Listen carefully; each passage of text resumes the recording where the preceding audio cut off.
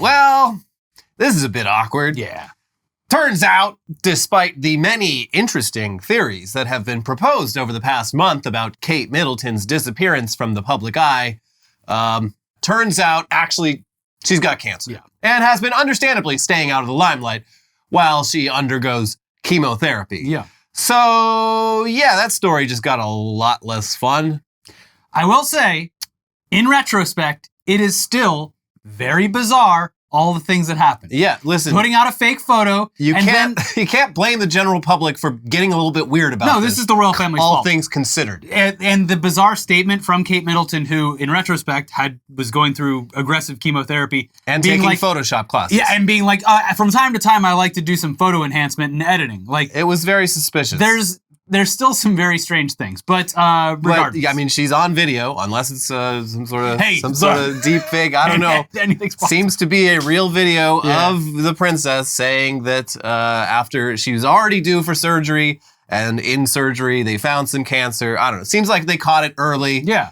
But yeah, that's we had a lot of fun. We had some laughs speculating about all the fun reasons why Britain's favorite royal had seemingly vanished off the face of the earth. But in hindsight, all that speculation was probably pretty painful for a family already going through this health crisis, and also the king has cancer. Yeah. Respecting the royals isn't something we give much of a shit about generally, but that family, it's going through some shit right now. Mm-hmm. And still, what a cover-up. Yeah, this is definitely a case. Why not just... This is a case of the cover-up getting... out of control. So, yeah, I mean... I understand why they would have wanted to keep this, hushed up, but, this got so much more ridiculous than it would have otherwise. Mm-hmm. Yeah, it was a bizarre saga, and thankfully now it's over, and hopefully she recovers fully. So, yeah. I'm sure she has access to literally the best healthcare possible. So. Yeah, exactly. Yeah. So... party's over on that story, but fortunately, the universe was kind enough to provide us all with some new royal drama that you don't have to feel mad about, courtesy of none other than Donald Trump. Thank you, Mr. President. Perfect timing as always. Here's NBC News.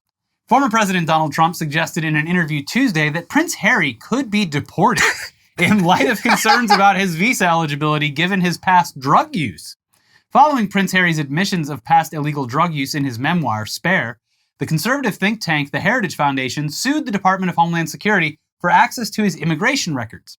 Those applying for U.S. visas are required to disclose whether they have histories of drug use, which can affect their applications.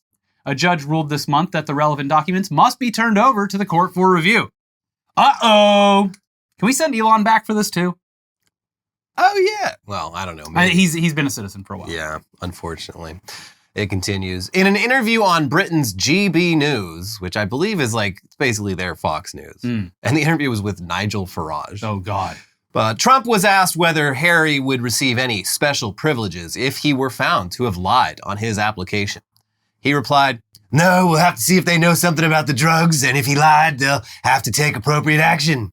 Pressed about what appropriate action would entail and whether it would include deportation, Trump replied, "Oh, I don't know. You'll have to tell me. You just have to tell me. You would have thought they would have known this a long time ago." The interview was conducted by Nigel Farage, the former leader of the far-right UK Independence Party and a personal friend of Trump's, who has appeared at many of his rallies. Harry, who has recently expressed interest in American citizenship, has been the target of several Trump attacks. In an interview with British journalist Piers Morgan in 2022, he said the prince was whipped like no person he had ever seen. I mean, that wife of his walking him like a dog. Yeah. It's, he's really good at eyeing bad relationships. He did that with Kristen Stewart. Yeah, no, the man, he is, as many have pointed out, he is a sassy gay man in the body of a rich white conservative. He always, throughout his long and bizarre career, has cared very deeply about just society stuff. Yeah. A lot. He loves tabloids. Yeah. Yes. So a little strange, but also what's even weirder to me, and I guess this mirrors a lot of American politics, but the fact that Nigel Farage has a platform at all, considering what he did to that country and what he convinced them to do. Well, he was successful at it. Yeah. He's clearly a very influential man. Sure. I think a lot of people regret the whole Brexit thing. I don't know. Do they? What's the current status You let on us that? know in the comments, you Brits, but I feel like Nigel Farage would be no one would listen to him. I mean, I feel like probably half the population feels that way, but the other half, not so much. All right, so this is just the right shade of stupid that we were looking for. Yeah, the Kate Middleton stuff, that took a very dark turn. But thankfully, we now have our former and possibly future president being weird and catty about Harry and Meghan. Just the response of like, oh, I don't know. I don't know. We might have to deport him. You tell me. Might have to toss him back over the Rio Grande. Should I do it, Nigel? Should I press the button? I'm going to do it. We're going to deport him. It's absolutely ridiculous that having ever consumed illicit drugs in your life could get you deported from the United States. And it's extra ridiculous when it's a literal prince, fifth in line for succession to the English throne. Bye-bye. But hey, look, at least it's an even playing field. Yeah. We got to, rules are rules. Yeah, because Trump's entire thing is immigration these days, he can't make exceptions. Oh, no. Not going to happen. Mm-mm. He has to make an example, and that example is Prince Harry. And that Meghan can go along too. Put him in one of those camps on the border. She can dog walk him back to the UK. So yeah, we look forward to hearing more and more about Donald Trump's plans to send Prince Harry packing. Bye-bye. Back to the UK with you, Harry. He's not nice to Trump. No, sir. It's so stupid because there are like a lot of like good reasons to not like them living in the United States, which is like, I guess it's a strain on like local They're taking budgets. all the podcast money. They got all those big podcast They deals. did. I mean, listen, victimless crime. They swindled Spotify. Yeah, they did. An evil company. They got Spotify to give them like millions of dollars for a podcast that they recorded like, I don't know, 10 episodes of. And then we're just like, all right, we're done. So, I mean, people point that out and they're like, no, that's a good grift. Yeah. That's how you know he's a royal. This is the kind of shit they used to do back in the day. I don't salute him for his service. I salute him for fleecing Spotify. I salute him for his drug use. Yes. I like all the cool parts of Prince Harry. Yeah. Now, whether deporting Harry actually resonates with the MAGA base, it remains to be seen. And this is a group of people that is very difficult to please. Case in point, the Republicans have had a majority in the House of Representatives for less than 2 years, just one term. And in that time, they've had two major crises over their leadership that demonstrate a pretty serious lack of unity from their more MAGA members. Yeah. The first was as soon as that term started, when it took 15 tries before they could all agree on Kevin McCarthy being House Speaker. And then 9 months later, they voted to remove McCarthy, and it took over 3 weeks and several unsuccessful bids before enough of them agreed on Mike Johnson being the new speaker. And wait, did I say 2 crises? Because it's actually 3. 3 crises. Just 5 months after that whole fucking thing, the honeymoon period with Mike Johnson is already over. And it looks like the MAGA folks want a new House Speaker. Yeah. I want a bowl of porridge that's just right. Yes. And can you guess who's leading? We're gonna keep making examples of people until we get the right person. And last time it was Matt Gaetz. Can you guess who's leading the charge this time? I bet you can. What's that sound? I can hear it coming from 10,000 miles away. Dung, dung. She's our Godzilla, folks, and not in a good way. Yeah, so here's the New York Times. Representative Marjorie Taylor Greene, You bitch! Republican of Georgia, on Friday took the first step towards ousting House Speaker Mike Johnson, filing a resolution calling for his removal after he pushed through a $1.2 trillion bipartisan spending bill that enraged the hard right. Quote, "Today, I filed a motion to vacate after Speaker Johnson has betrayed our conference and broken our rules," Ms. Greene said shortly after passage of the package, which was needed to avert a partial government shutdown after midnight.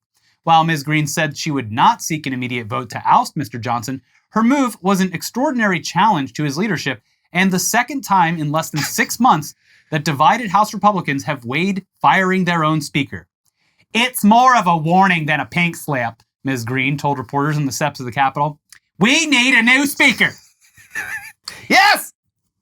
And Do it! Eventually, it's going to come down to me. There's not going to be anyone left except me, Marjorie Taylor Greene, the voice of real America. Ugh.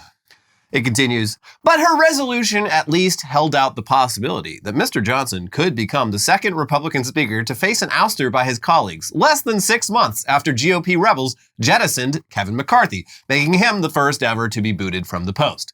It came as yet another Republican, Representative Mike Gallagher of Wisconsin, announced on Friday he would leave Congress early, narrowing the party's already bare majority to just 1 vote next month. Before voting began on Friday, Ms. Green rose on the House floor to attack the spending bill, calling it a win for Democrats, and assailing measures that she said funded progressive policies.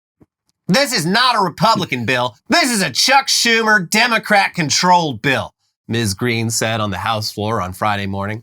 Our majority has been completely handed over to Democrats, Ms. Green said on the floor shortly before filing her motion, echoing complaints by fellow far-right members of her party that the spending packages Mr. Johnson had agreed to constituted a failure of their majority.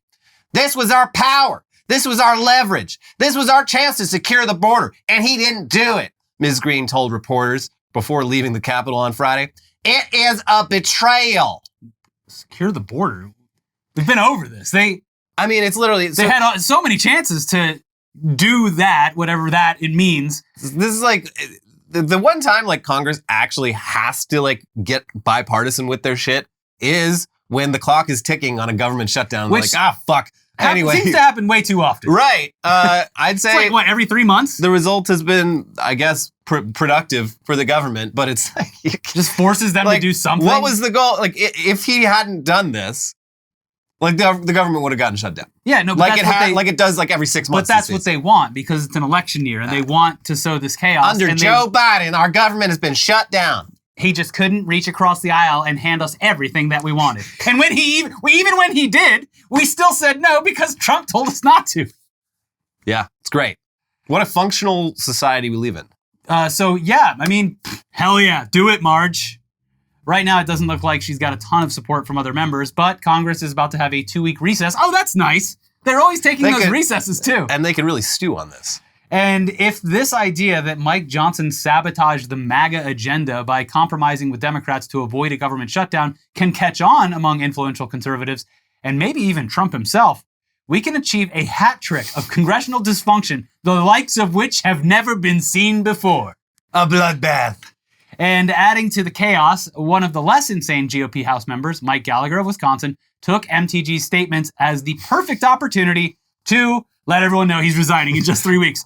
I have had enough. Yeah, he's Mike Johnson, fun piece of lore. He was the... Mike Gallagher? Mike Gallagher was the student body president at my high school when I was, I believe, a freshman or a sophomore. Oh. And yes, clearly one of those people that like from age 6 is just like, I'm going to be president someday. Mm-hmm. But yeah, just like boilerplate, like war on terror era conservative neocon, and just completely, he's like, well, this sucks. Wait, what happened? Yeah. I was training for this my whole life and it got taken over by fucking psychos. Yeah. Well, bye. I'm going to go be a consultant and make way more money. Yeah, so he's leaving in 3 weeks, which will leave the Republicans, again, with just one vote majority for a little while. And the MAGA movement is pretty terrifying, but thankfully they're also very terrible at governing. Yeah, they can't govern. Yeah. It's the one saving grace. Because if they were good at governing, we'd all be fucked. The Simpsons image has now been switched. Yeah. Yeah. They're both kind of bad at governing, but the MAGA movement is particularly bad at it. Yeah. So that's nice. Yeah. But moving on from Mike Johnson to another Johnson. Big Johnson. Bryan Johnson, the attention-loving weirdo obsessed with living forever by devoting every waking moment of his life to longevity treatments. Eternal youth sounds pretty pointless if you don't actually get to enjoy any of it.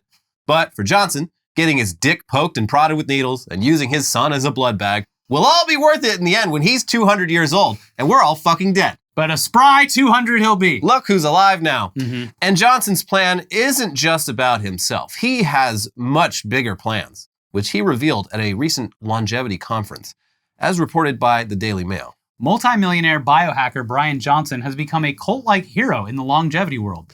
But now he might actually become a president. The tech mogul, 46, has amassed millions of fans and an equal amount of critics for his bizarre and shameless attempts to de-age himself, including swapping blood with his son, 17, and tracking his erections. but the entrepreneur turned longevity guru says he now plans to found his own Don't Die nation state for fellow anti-agers. Okay. It would welcome people from all across the world fighting to live longer, he said, and pool its citizens' resources to help everyone secure access to the tests, therapies, and supplements they need to help de-age their bodies. Eventually, it would also negotiate with other nation states for special access to treatments. But citizens may have to forego foods such as donuts and pizza because eating junk food would be considered an act of violence. Even alcohol could be off limits. This man is starting a cult. Yeah. He's starting a cult. I mean, I don't think he started it, but he's taken charge. And what if he made it to 200? Imagine this guy coming up to you in public. You're obviously not 200. You're someone that lives in the future. Mm-hmm. You're like 20. This guy comes up to you, hobbles up. Hey, you want to feel my erection? My penis is hard. It's as hard as yours, but I'm old. Well, by then... Please ask to see it. By then, maybe my theory will have finally come to fruition. My theory that by de-aging his penis, he's actually going to go past adolescence and he's going to have a baby dick. My penis comes out of my butthole because it shrank too much. My balls went back up into my body. Oh no, I went too far. Continues, in the new nation, citizens would be seeking care which aims to prevent diseases from emerging in the first place. This would include talking to doctors to develop a personalized, strict diet and exercise regimen, which studies suggest can reduce the risk of a multitude of modern ailments from heart disease to Alzheimer's and even some cancers. Citizens would also help each other to secure blood tests to reveal nutrient deficiencies as well as therapies to boost de-aging in cells. This type of care would differ from the main healthcare system, which Bryan claims is too focused on treating diseases once they arise. Citizens would gain healthcare access via their pooled resources, like health insurance, and via specialist contracts with providers. Citizens would also likely need to follow a version of the grueling blueprint plan with 5 a.m. wake-ups, early morning hour-long workouts, and a diet that never exceeds 2,250 calories. Items such as pizza and donuts would also be made no-go products for residents. Bryan added, anything I do that increases death, I label an act of violence. So the act of eating pizza, donuts, Chick-fil-A, and drinking is an act of violence in itself. I mean, there's something in there. I agree that especially the American healthcare system has no interest mainly in preventative care. But the reason there's not enough preventative care is because going to the doctor is expensive, so people avoid doing it until they need to. Expensive and a hassle. And a scheduling system that doesn't make any sense, and everything else. Yeah, you book, but also prohibitively expensive. Yeah, you book I booked my primary care visit for the year like 2 months ago, and it's finally coming up. In like 3 weeks. It's like it's that taking affirmative taking action, being on top of your health. Yeah. It's not a matter of just like, oh, no one knows about preventative care. It's like, no, it's just hard. Yeah, and the food stuff. It's like, yeah. In a perfect world, like a 70-something ounce fucking Big Gulp wouldn't exist because why? But like also, it's just not gonna fly here. No. Even me, like I try to eat better these days, and fuck if I'm not gonna have a pizza every once in a while. Come on. Yeah. If I had to give a pizza, like what's even the point? You can have my milkshake when you pry it from my very cold dead hands because I'm gripping my milkshake. I'm gripping it. Yeah. So it sounds like a great place to live. Is this, especially like if you're buying yourself so much time, theoretically, I get to live an extra 80 years, but you get to do so not having fun and not eating and doing whatever you want. Yeah. At some point, someone's going to light up a cigarette and just say, fuck it. Yeah. And that person will be instantly like shot by a sniper in a bird's nest. Yeah. Because they see the cherry glowing at night. Yeah. It's, this is silly. Someone's going to break and sneak some donuts on, and it's going to be curtains for so many people. They are going to be hanged at the gallows at high noon. You bring a box of Krispy Kreme in here, that is an act of terrorism, buddy. Mm-hmm. You might as well have brought a bag full of anthrax. Get out. Get the fuck out. You're dead. So yeah, you'd spend half your free time going to the doctor, and it's a high crime to eat junk food or just wake up at a normal hour. Mm-mm. Sir, you are under arrest. I'd like to sleep in. You sleep forever.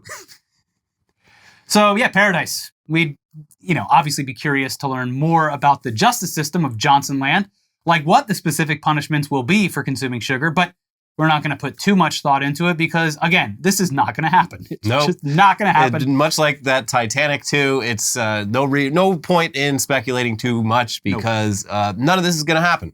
Yeah, I'm going to make my own country. Oh, okay. Bye-bye. Yeah. Have fun doing that. Keep yourself nice and busy. Yeah, that's the thing that's easy to do. Yeah. Just make my own country. Anyway, let's move on to some news from an actual country that exists in real life. Japan. One of the American brands that caught on in Japan to a kind of absurd degree is Kentucky Fried Chicken. Japan is KFC's third largest market after the US and China, which is kind of insane considering Japan's population is less than half that of the United States and less than a tenth that of China.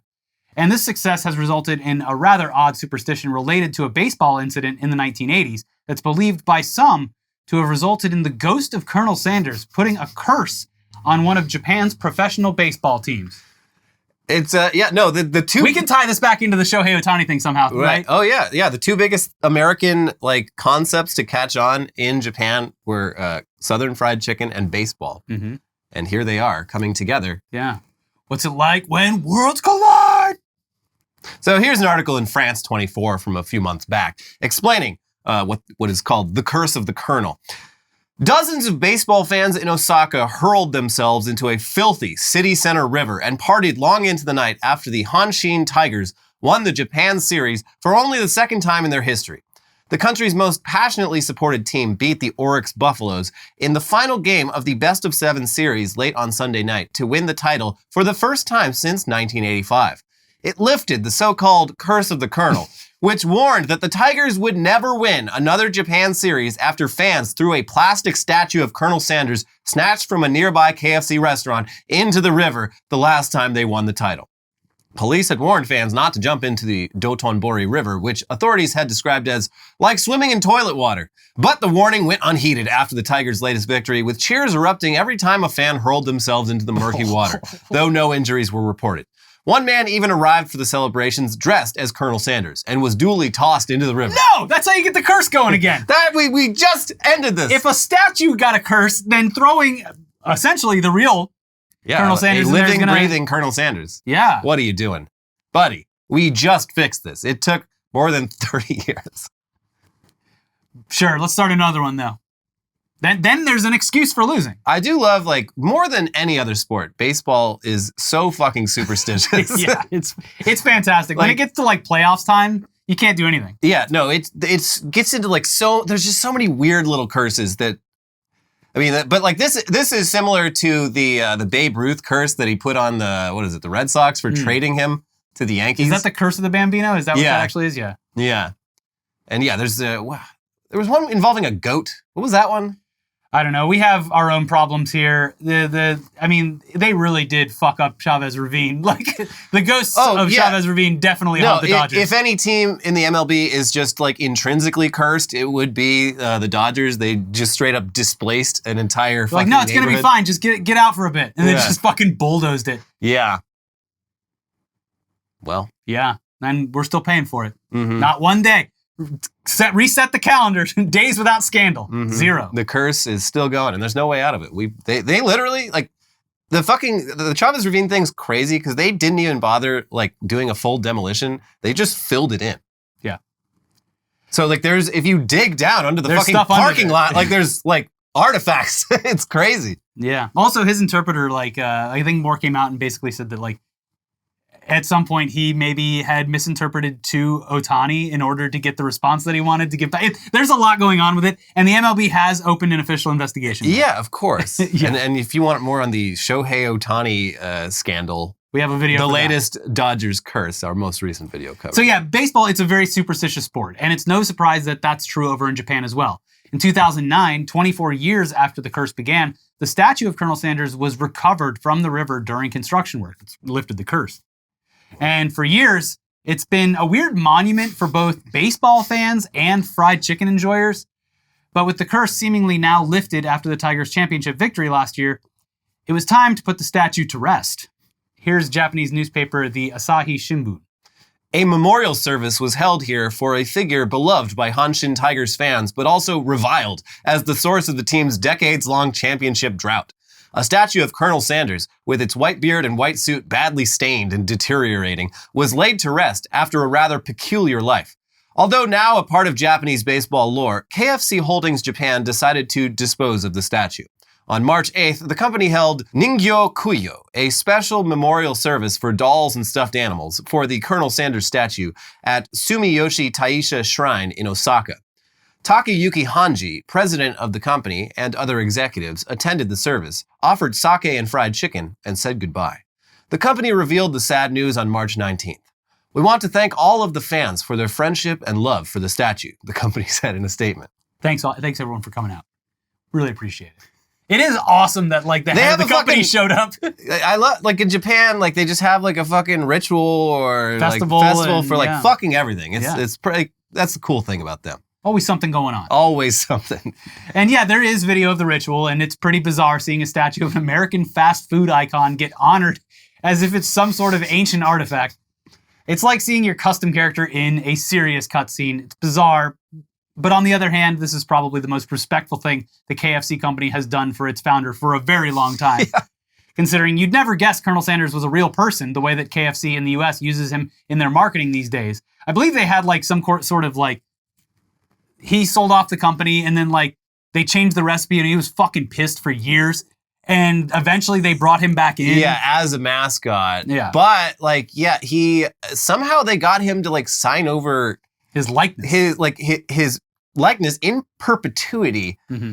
And so we have just this weird thing where like he's a character, but this was a person who lived a life. Yeah. He existed. Not a real colonel either. And yeah, just the way when you think about that and then look at just like the way they use him in marketing where it's like, there's always some new Colonel Sanders gimmick. They got different actors playing Colonel Sanders. They got Colonel Sanders anime. Like it's very bizarre. Like I feel like even like McDonald's and Burger King, like they're a little like more protective of their mascots than KFC is of their founder. You know who, and I only have all this weird info because of all the food shows I watch, but you know who got hounded constantly when he was alive and out and about all the time? Dave Thomas? No, the fucking... Jared?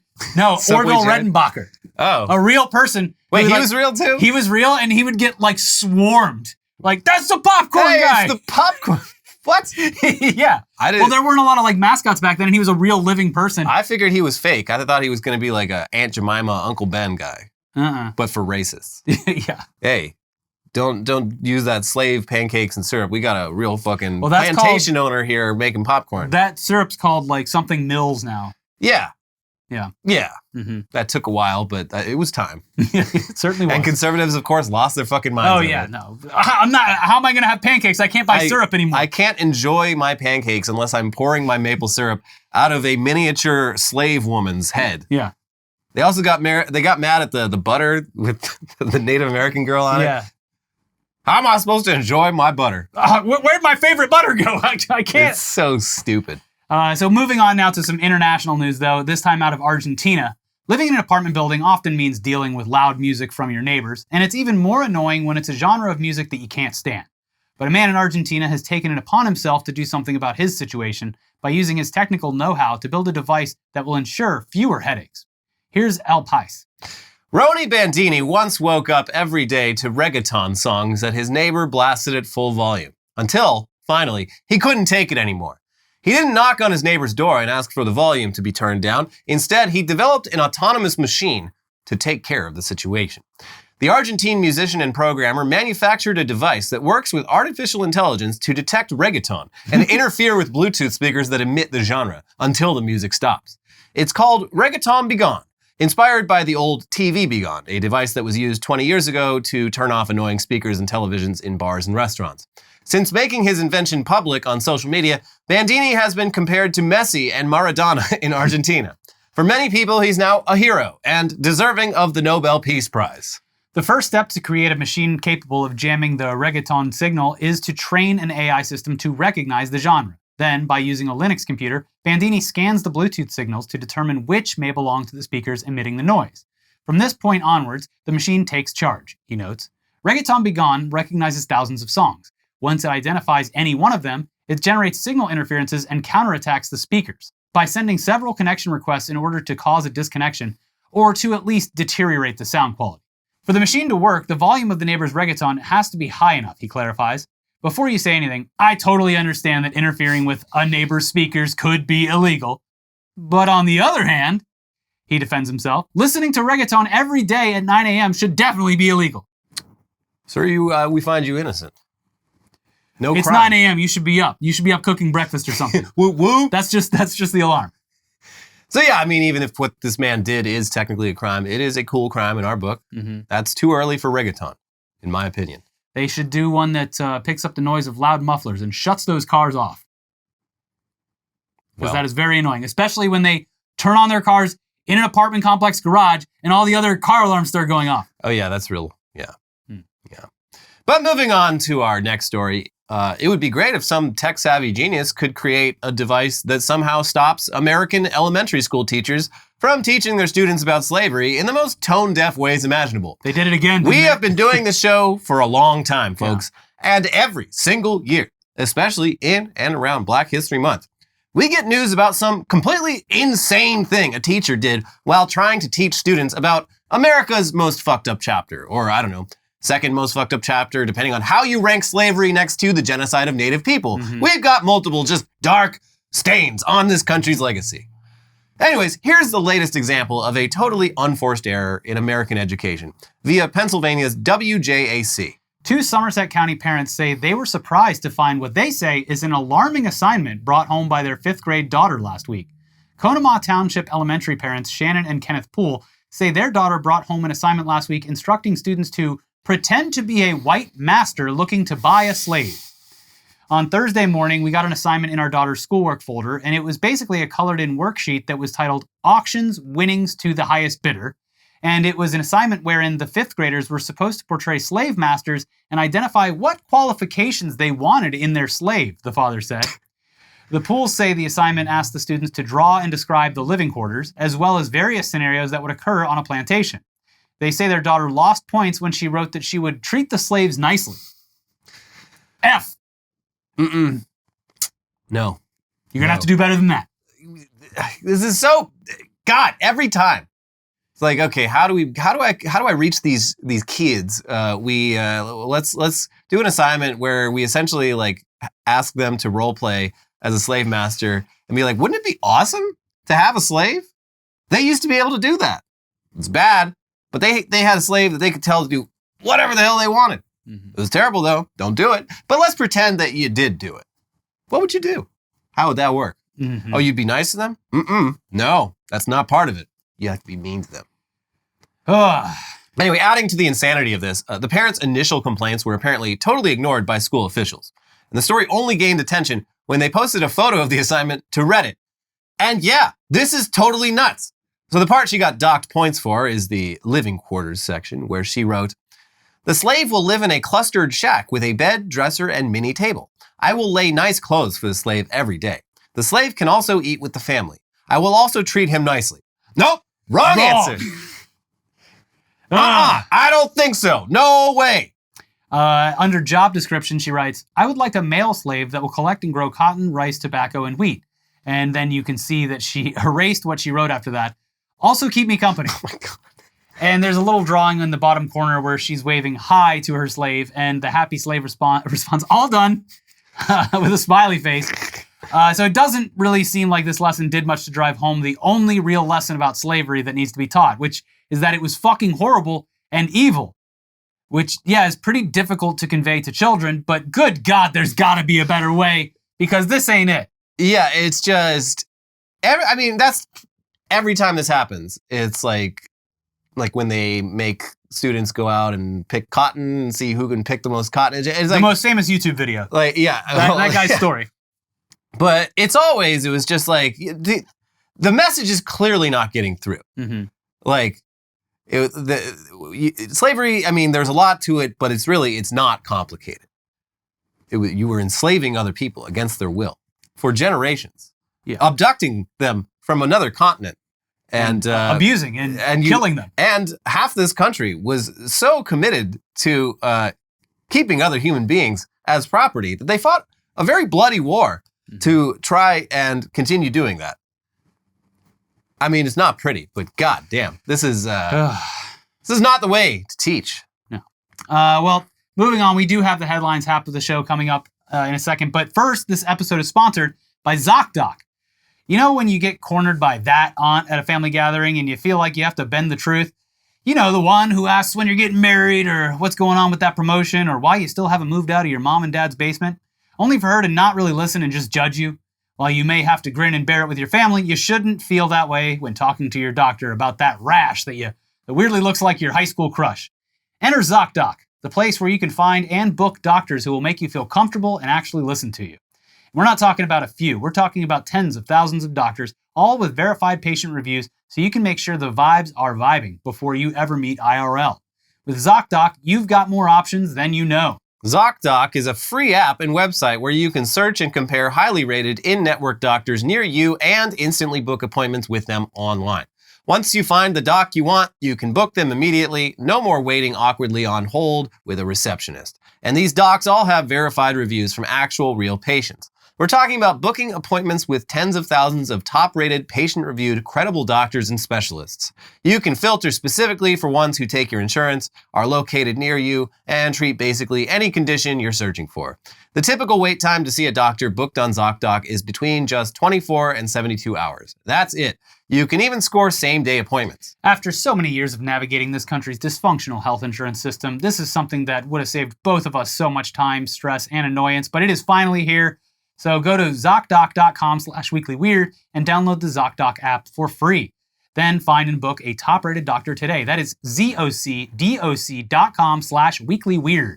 ZocDoc.com/weeklyweird. And now it's time for the headlines half of the show. They're crazy. They're wild. They're from all over the world. Wild, crazy headlines. It's gonna be crazy. You're gonna say, wow, my stars, how weird are these? Or in the case of this first headline, you're just gonna feel kind of shitty at how absurdly evil this world is. Yeah. Because here it is. Jared Kushner says Gaza's waterfront property could be very valuable.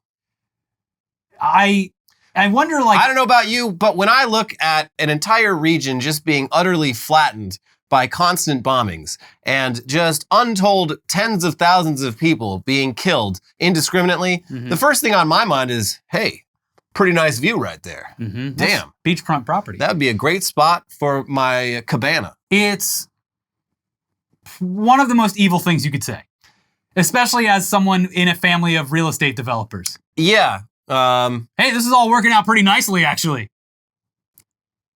I mean, it is. We would have had to go in with bulldozers before, but the bombs already did all the work. So that's great. You save money up front. It is a very evil thing to say.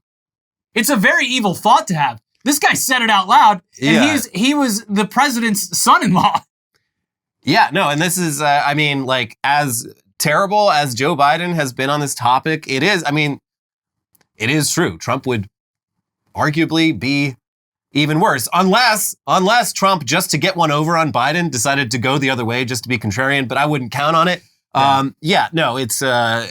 This is a real estate opportunity. Trump, Biden, the best you can say is he's taken a very passive role in all this. It feels like this is an indication that under Trump, they might take a more active role because that's real estate to be developed by Trump and his son-in-law, who are both real estate people. This quote is coming from the person who was in charge of peace in the Middle East during the Trump administration. Yeah, and so that gives you an idea of what peace in the Middle East looks like to a Trump administration official. There's a map that Jared Kushner's people put together while Trump was in office of his plan for Israel-Palestine, and it is the funniest fucking thing. If you know anything about this region, it's just oh yeah, we'll build a fucking tunnel that's 80 miles long so that people can go between Gaza and the West Bank.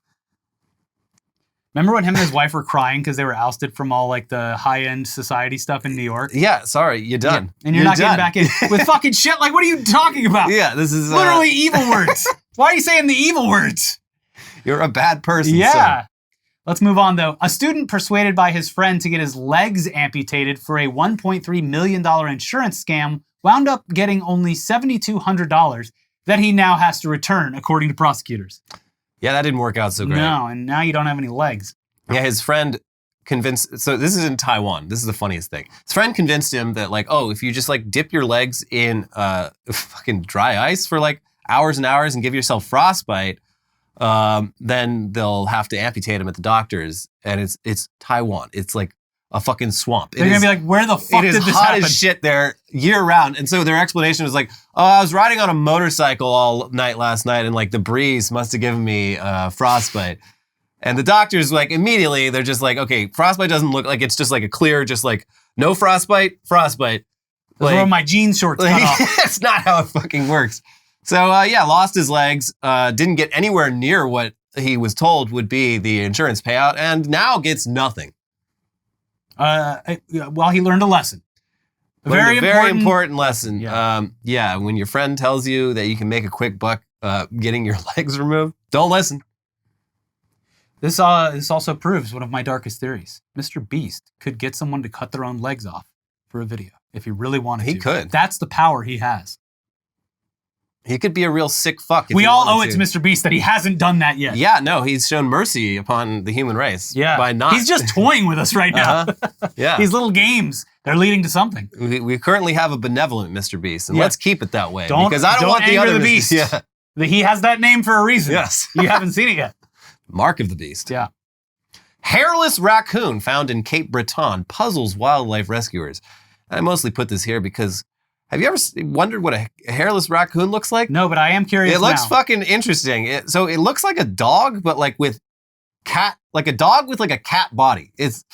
And hairless, obviously. Yeah. But like the head, that's a fucking dog. But then it's got the raccoon body that's got like hands and shit. It's I would have never guessed looking at that. Does it look but like that's a rat raccoon or something, like a rat. A big rat? No. Honestly, like for hairless animals, like it doesn't look that bad. A lot of animals, you remove the hair and you're like, wow, that's a downgrade. You know, it's probably self-conscious though. Yeah. It doesn't like the way it looks. But anyway, yeah, they found it up in Canada, I think, and they're just like taking it in for all these tests. And they're like, yeah, there's nothing wrong with it. It just doesn't have hair. And it's really sad about that. They figured maybe it was like some infectious disease or who knows. But they're like, no, the raccoon's fine, just no hair. So. Well, they love their raccoons up in Canada. Do they? We just recently spoke about when they did a memorial for that one that was dead on the side of the road. That was like 8 years ago. I know.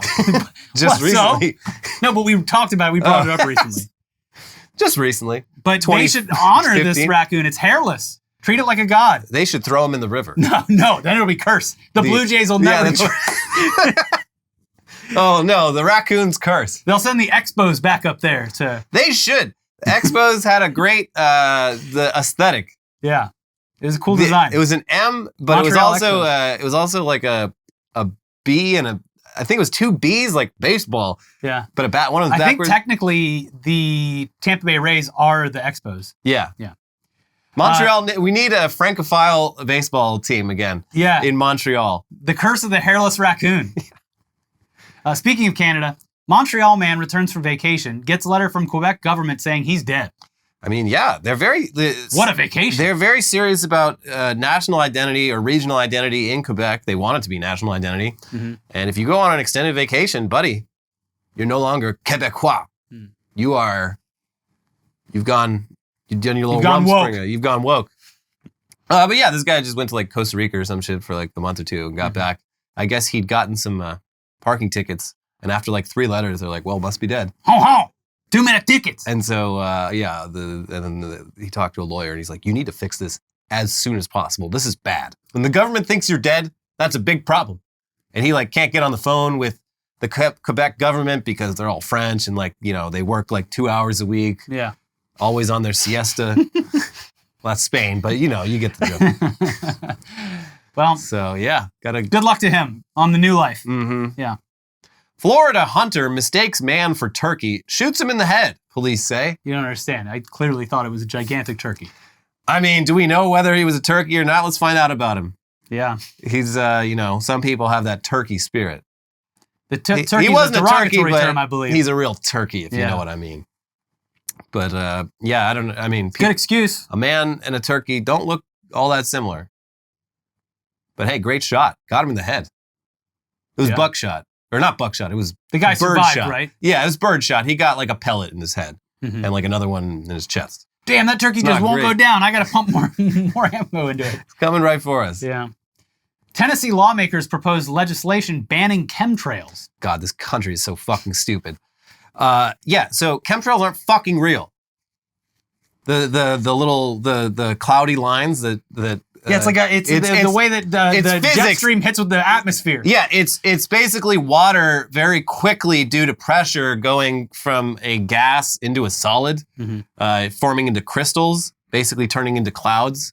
But people think it's the government putting like mind control chemicals in the air, and it's like, I don't know. If I was the government, and I wanted and mind control chemicals were real, and I wanted them to go to the people, like, I'd just put it in the fucking water. What are you, stupid? I'd put it in. This is very like inefficient. Doing it like 35,000 feet in the air. I would put it in the base of a Stanley cooler. Yes, where it's safe, very safe.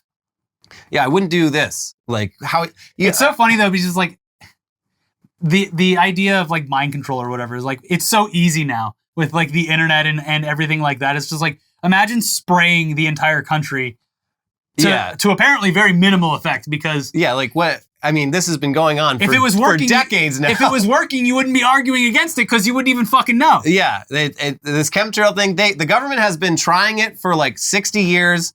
Hasn't worked yet, but they're still at it. Every plane that goes up, all the like tens of thousands of planes that go up around the world, they're going to each one and filling up the tank with the mind control juice. It's like leaded or unleaded gasoline. They make sure to put the mind control gas in the plane.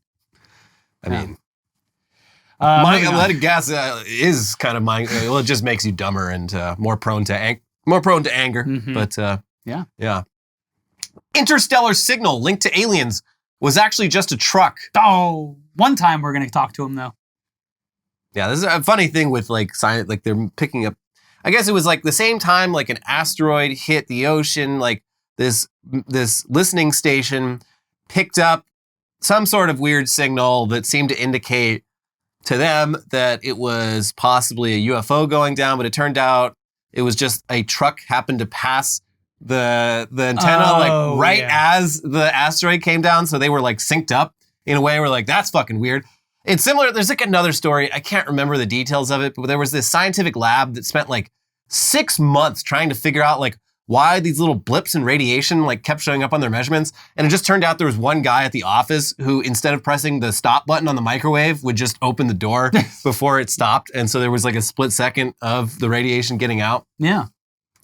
Science is fun, but apparently it's trial and error, really baby. dumb a lot of the time. Trial and error. One of these times, though, it's going to be aliens one of these days. We did have the one, I'm going to mispronounce it, but it's like Hamuamua.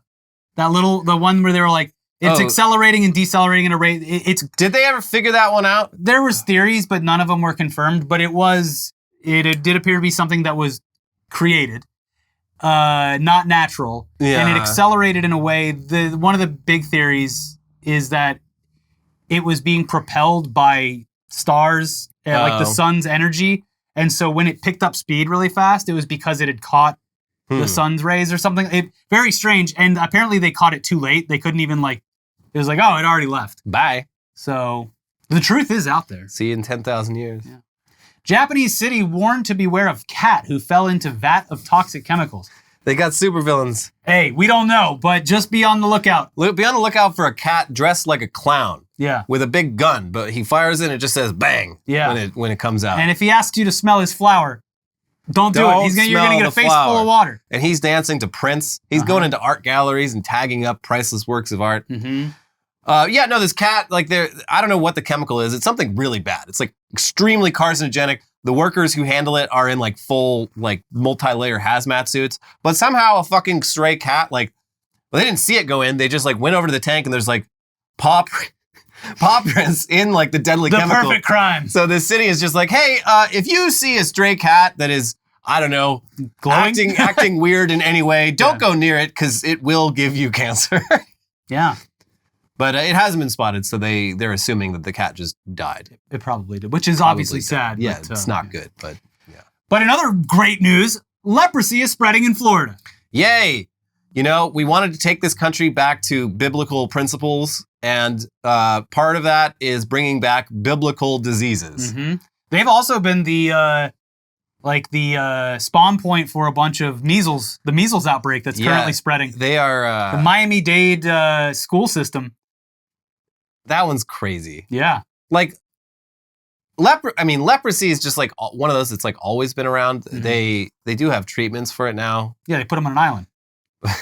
That was the fucked up thing about leper colonies is, so this is like before germ theory, but people still did have like some idea of like contagiousness. Mm-hmm.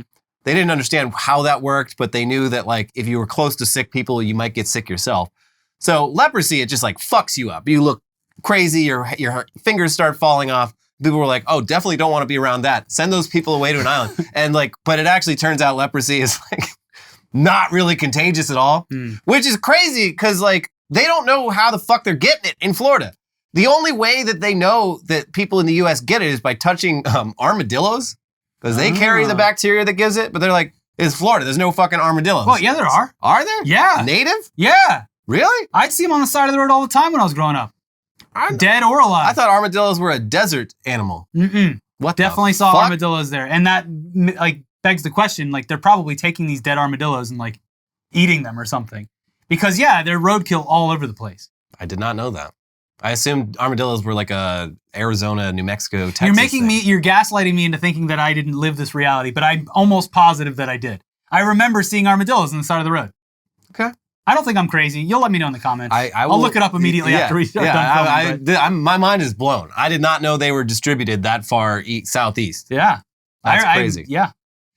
Final headline, Little Rascals, ages 11, 12, and 16, arrested after Texas bank robbery. Police. Yeah, they were all stacked on top of each other. No, they weren't. In a trench coat. No, they weren't. No, were they? They weren't. But like, this is wild. Like, literally robbing a bank at 11 years old. Wild. Like, yeah, it's a bold move, but also it's smart. If you're gonna rob a bank, do it before you turn 18 because the state really can't do that much to you. Yeah. They're like, all right, lesson learned. Don't do it again. You know, they did break up, they found the ringleaders of one of those retail theft gangs. Yeah, it was just some lady. Old white guy and old white lady. Yeah, they had like an entire like second house like full of and selling it secondhand on Amazon like, and this stuff. Crazy like nationwide network where they were running the whole thing and like hiring people online to do the thefts and then mail the stolen goods to them, and they kept it in like this organized like fucking like essentially a fulfillment center at their place, and then would sell that shit on eBay like marked down lower than retail. That was the dead giveaway. They caught him. So yes, there was an organized thing going on. It was two suburban white people orchestrating everything and hiring people online to do it. Mm-hmm. People who were desperate for money. And in a lot of cases, teenagers. Yeah. Who they knew would not get in trouble for it. So yeah, we need to do something about the people organizing these theft rings. Mm-hmm. I say we deport them. Them and Harry, they can get out. Anyways, way to go, kids. Not really. Not a cool crime. But yeah. Pretty crazy to see that. But can you imagine being that bank teller? You see three little rascals walk up. Hey, what are you kids up to today? You want a lollipop?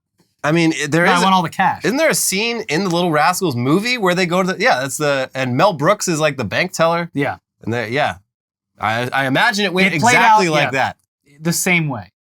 And then they spend all the money on water slides and ice cream. Yeah. Like kids do. Yep.